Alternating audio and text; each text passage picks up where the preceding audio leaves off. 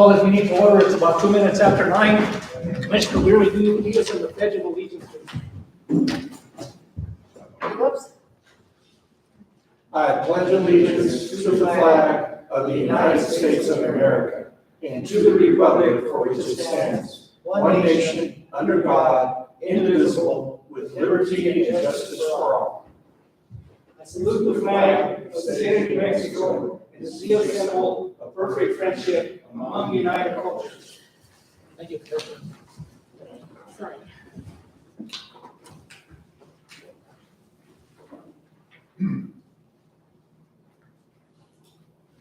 We are actually on item number 4, approving today's agenda. Is there a motion to approve today's agenda?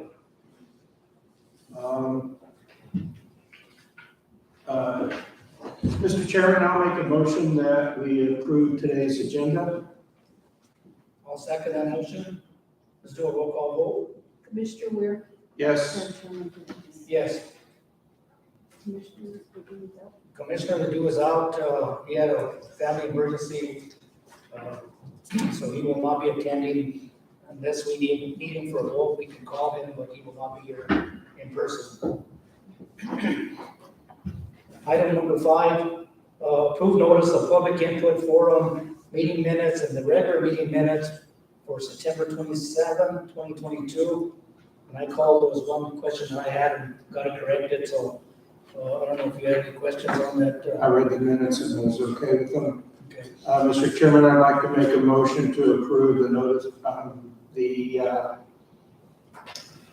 the notice of public input forum meeting minutes and the regular meeting minutes for September 27th, 2022. I'll second that. Roll call vote. Commissioner Weir? Yes. Chairman Bedoya? Yes.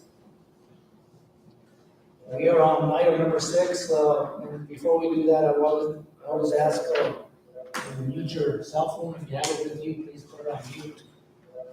I just did mine this morning, so I appreciate that. And we'll recognize the visitor. We'll start here on the right. Go ahead. Sarah Torres, Chief Deputy Clerk. Tabitha Ruther, Manager's Office. Virginia Trudeau, Manager's Office. Johnny Apodaca, Manager's Office. Danielle Elliott, Manager's Office. Virginia Slade, Warden of the NBC. And Garcia, Lieutenant, BMDC. Tina Colangelo, Manager's Office. Robert Thompson, Road Department. Roger Smith, Colfax Gazette. Nick Cardenas, Armor. Tim Martinez, IT. And welcome everyone this morning, and we'll move on to item number 7, which is public comment. Do we have anyone in the audience that would like to speak that is not on today's agenda? Go ahead.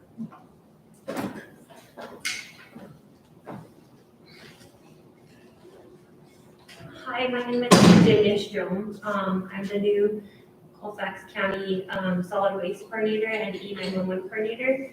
And my boss, Monty Gore, the county manager, asked if I could just come out and speak a little bit in regards to what's going on in our department. So I'll start off with E911. I'm working with Tyler from the state to learn the new GIS system in order to get all the E911 addresses coordinated for everybody. We're working on all of the old maps. There's currently 4 ongoing maps for Colfax County, and we're trying to combine them all to make one good map. So we're not having so many maps with different information on each one. We've met with him over Microsoft Teams, both Tabitha and I, several times. We're going to meet with him again this afternoon. And as of this week, we've fixed, we had 921 errors and we got it down to 580 between the 2 of us working on it. So that's really good. And I mean, he's working really great with us to get everything situated. As far as solid waste goes, there's a lot of unpaid bills. So we've been updating information and doing a lot of research as far as getting addresses to the correct owner, as far as whether they purchased the home and didn't notify us or they just haven't paid. So we're working on that. We've gotten a lot of calls and complaints as to why they're getting bills that they haven't been paid for 3 years or so. we're working really good with the customers to make sure that they understand why they're getting billed and what they're getting billed for. And most of them are really understanding. We've had a couple not happy ones, but for the most part, they get it and they understand what's going on and they're willing to start paying for it. Good. Is there any questions? Brett, do you have any questions? Yes, Mr. Chairman. My question, this is a GIS system. So one of the complaints that I've received from constituents that I think is an offshoot of the fact that the database hasn't been kept properly is the difficulty that EMS services and even fire districts or fire stations have had in finding some of our remote locations. One of the areas in particular is American Creek.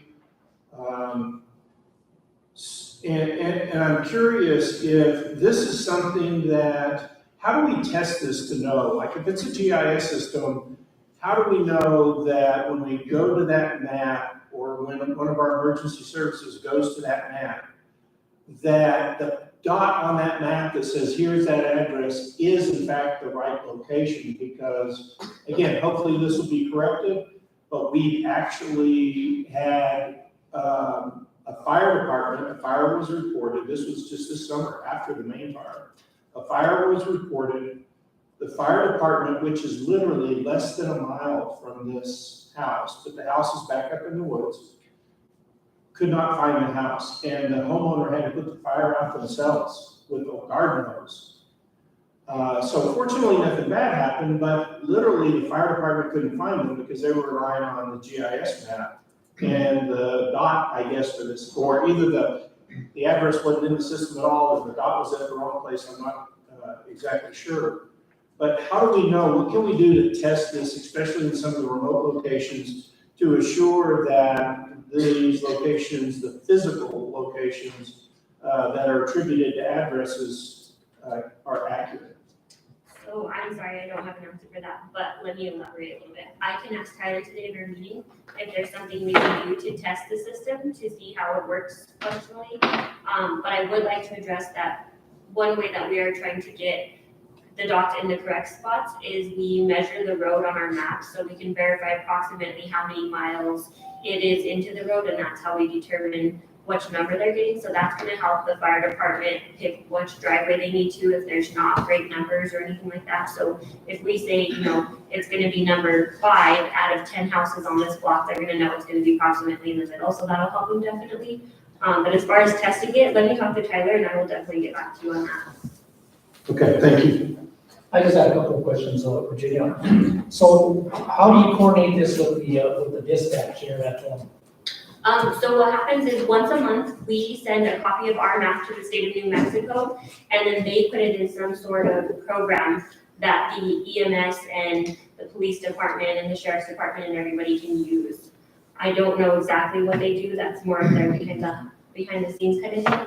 But I know we are required to give them a copy of our map every single month. And that is where we're failing right now. We are turning in a map that doesn't have good information on it. So between Tabitha and I and Tyler, we're working really hard to try to get the map as good as possible, so that when the information is being turned over, it doesn't have the 2,000 errors on it that it does.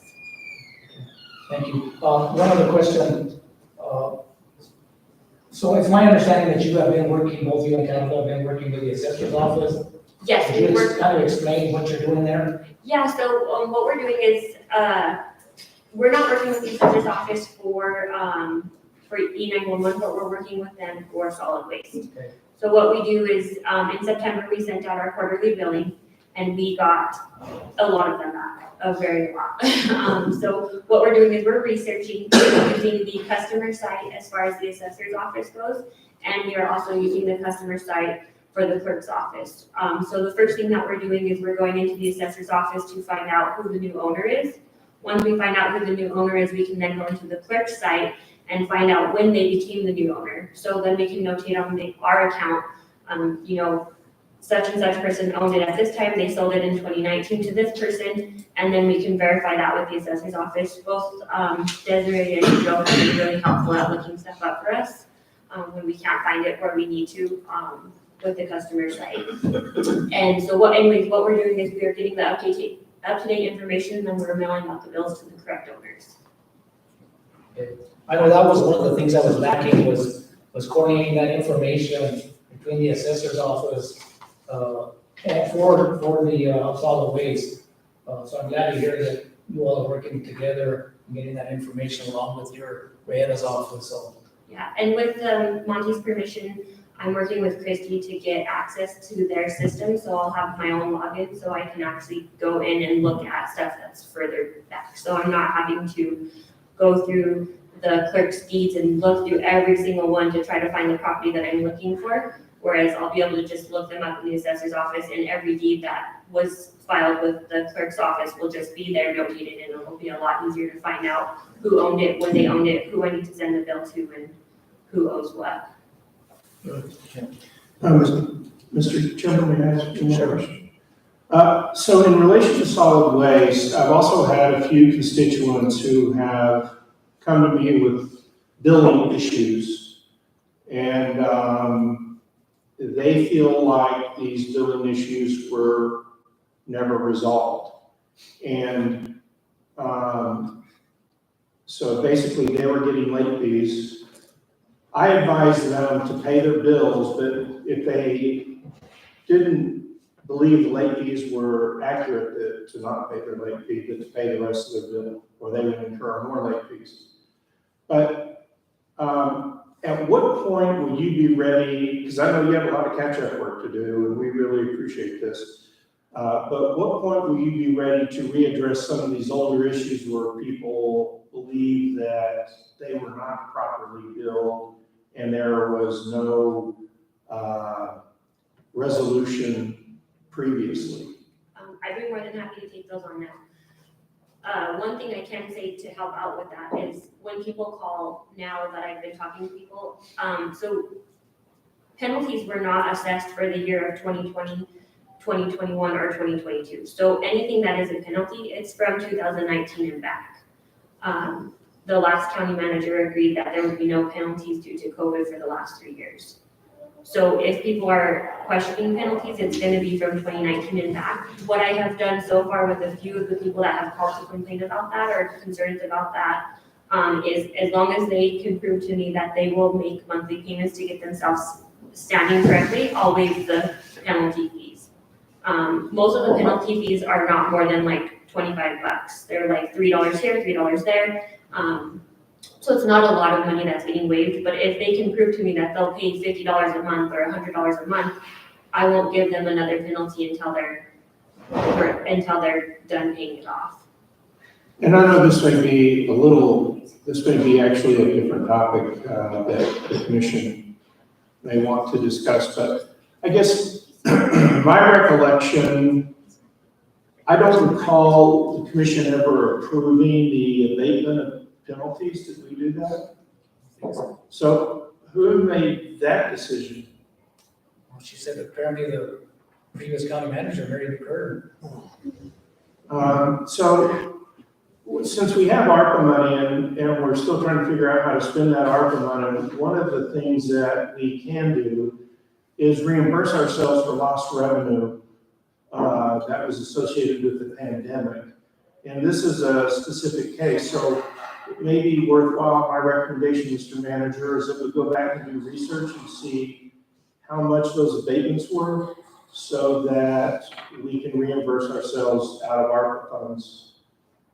Because as I previously stated, I do have concerns about us, the county, properly spending those funds in a timely basis, and this may be a justification for reimbursing the county for some lost expenses.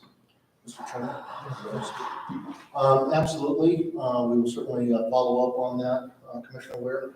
And I just wanted to thank both of you. I think it's refreshing to hear that you've taken on the type of job with the amount of responsibilities.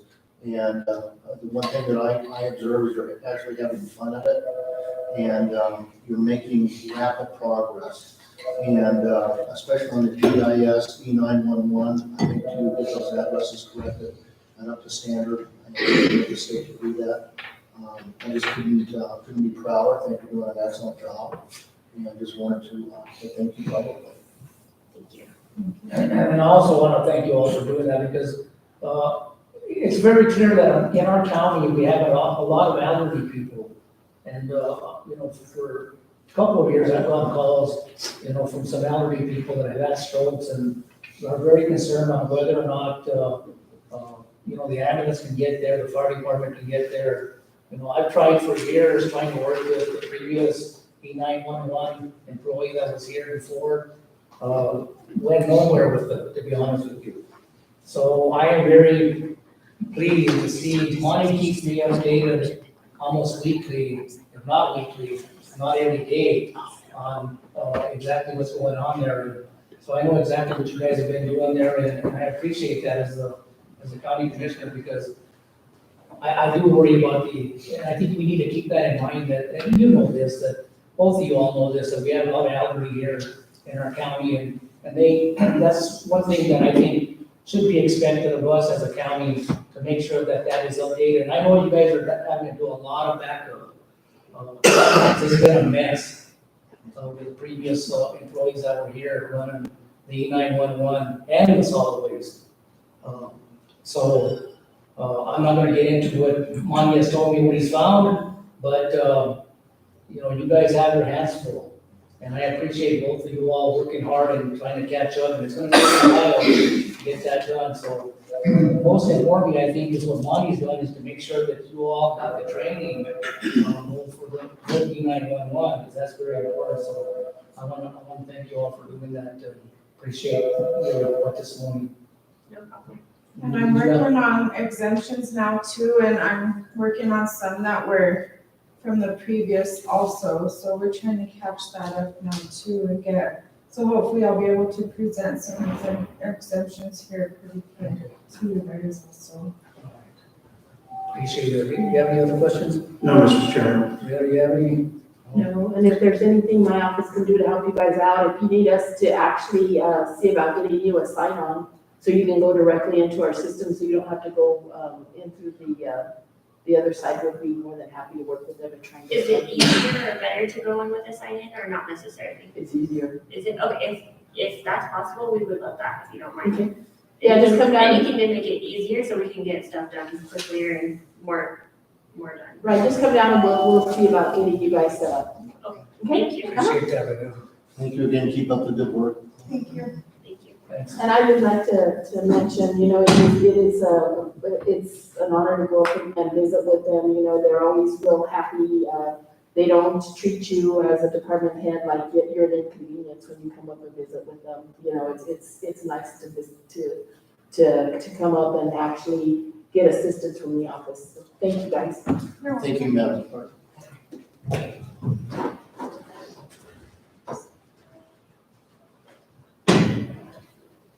We're still on public comment. Anyone else? Jonah, did you want to get it this week?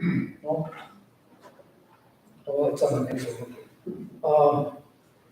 Seeing no one else coming up, we'll move on to item number 8. Discuss and take action on to approve the expenditures. I went over, I actually don't have any questions.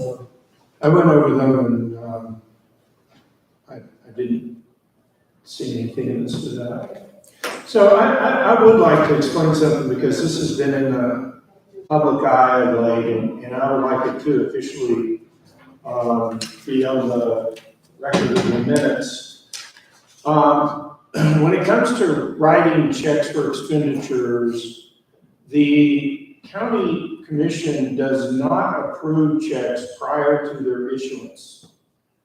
There are 2 signatures on these checks. One of them is the chairman, and the chairman has the opportunity to look at those checks, but we don't approve them. When we approve finances like this, it's in many cases a month or more after the fact.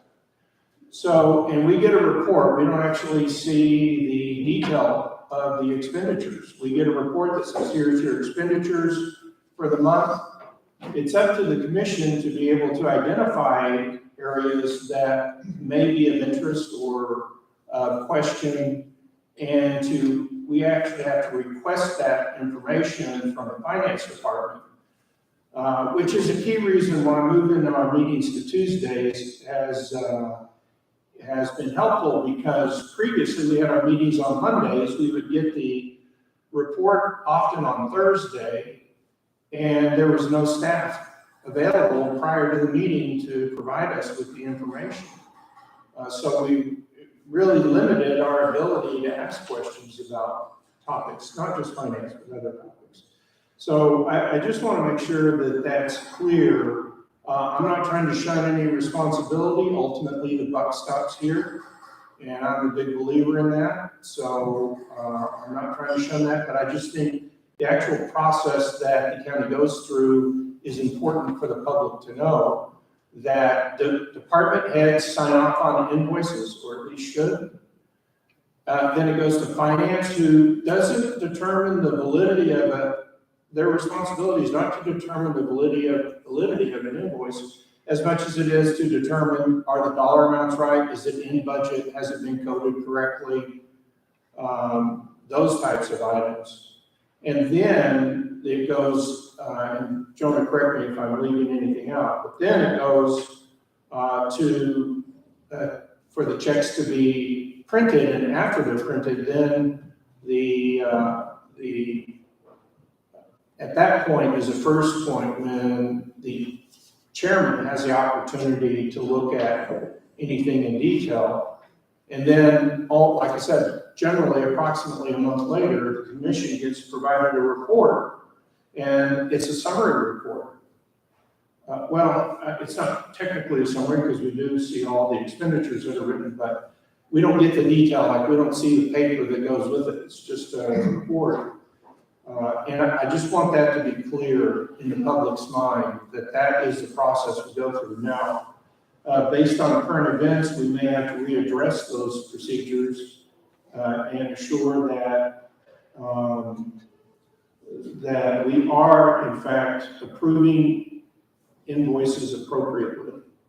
And I think this is a good opportunity for the county to readdress its policies and procedures to try and improve accuracy and payment of expenditures.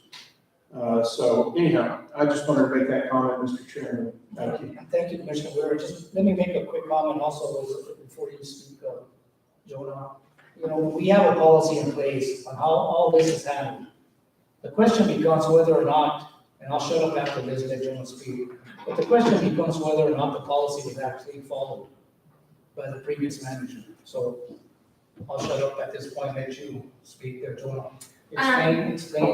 Yeah, so I just wanted to take a few minutes to actually provide a little bit of deeper insight as to how those policies and procedures are supposed to be followed in regards to purchasing and approving invoices. So according to the Colfax County Purchase Policy and Procedures Manual, which was approved by Commission in 2016 and was updated in 2020, the proper way to follow the invoices is for the user department to actually be verifying the invoices. And in verification, they should be, number one, making sure that the services or the tangible items that were purchased have been received and that they are being accepted by that department. As well as it is their responsibility to ensure that the services or the tangible items are within the acceptable use policy that is also included in this, and that the services are in compliance with the actual terms of the contract. It is also at that point when the elected user department, I guess I should say, should be verifying that there is a purchase order or requisition that is in place prior to, and also they should be verifying that the dollar amount is in budget if it is with its contractual services. After they've done all of that and verified all that information, then that invoice is signed by the user department and also sent to the accounts payable department.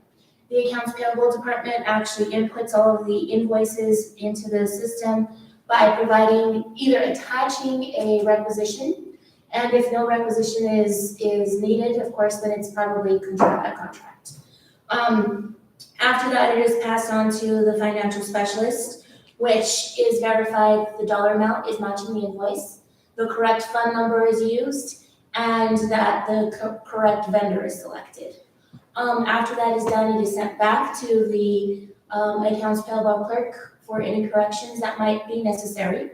From that point, it is set to print checks.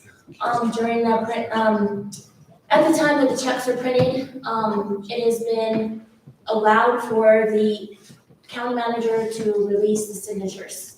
And that is the signature of the commission, and those are electronic signatures. That electronic signature, in the absence of the county manager, she is actually given the authority to somebody else to do it in her absence. After that is sent, it goes down to the treasurer's office. The treasurer's office then actually tests the signature of the commission. After that is sent back up to the accounts payable clerk, where it is stuffed and mailed for payment. And then the copy of the checks are attached to the backup documentation, and that stuff is filed. And then the report is given once a month at the first commission meeting, and commission is approved. That report in Commissioner Ware is correct, it is a month in arrears. So what you just approved is the expenditures for November. What's included in that report is the check number, the dollar amount, the date of the payment, the name of the vendor, and a brief description, which usually includes in that description usually any kind of invoice numbers, account numbers for references, or a brief description of what the service was. That pretty much is our process. So I will stand for any questions. Commissioner Ware, do you have any questions? Any questions? No, sir. I have one, John. Are you aware of any contracts that we have in place with any vendor that is flexible, that we can pay beyond what the contract actually says? Would depend on the term of the contract. But the terms of the contract are usually not flexible. They're usually pretty specific. If it does not include the exact dollar amount, it has hourly term maybe, where you might be able to calculate hours of service. But other than that, anytime that you exceed a contract, it should be approved by the commission. Nobody has the authority to enter a contractual agreement unless it's the commission. County Manager, do you have any questions or comments? No, and I just want to thank you. I think it was a very comprehensive report that just came from. Thank you. Thank you, Joanna.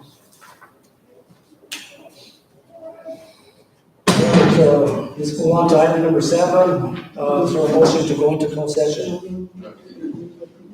Oh, I'm sorry, we have to, is there a motion to approve today's expenditures? Mr. Chairman, I make a motion to approve the expenditures as presented in the commission package. I'll second that. Do a roll call vote. Commissioner Ware? Yes.